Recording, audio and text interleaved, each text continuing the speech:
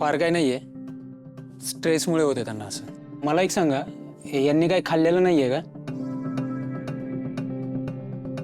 हो, उपाशी आहेत त्या, काही खाल्लं नाहीये त्यांनी. नाही, असं नाही चालणार.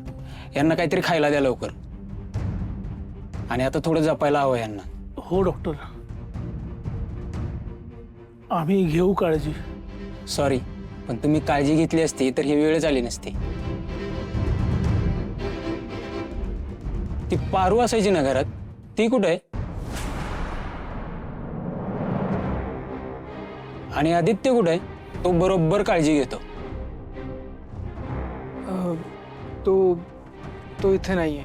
इथे नाहीये, मग कुठे आहे? कामानिमित्त बाहेर गेलाय जरा. आईपेक्षा मोठा आहे का बिझनेस? थांब, मीच फोन करतो त्याला आणि सांगतो इथली परिस्थिती. डॉक्टर, त्याची काही गरज नाही, मी घेईन स्वतःची काळजी.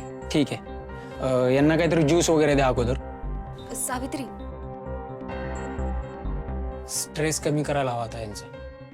स्ट्रेस संपलाय डॉक्टर, मी घेईन स्वतःची काळजी. ठीक आहे, काळजी घ्या, येतो. डॉक्टर,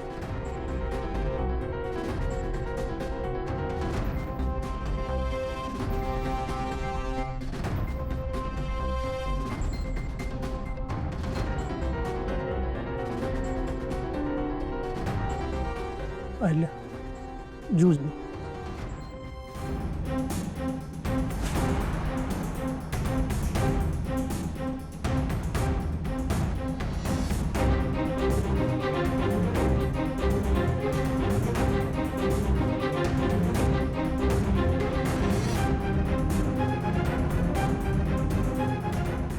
आई थोडंसं प्या ना.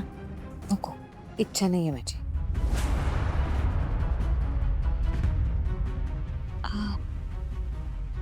आई प्लीज थोडं.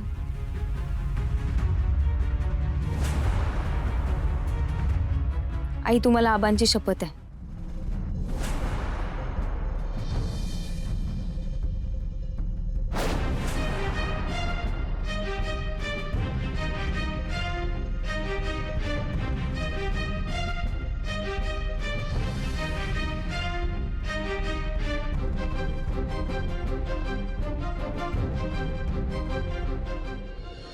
हे बघा, अहिल्यादेवी किर्लोस्करांना इथून पुढे आदित्यचं नाव कुठेच नकोय. पण आदित्य सर तर. एक मिनिट,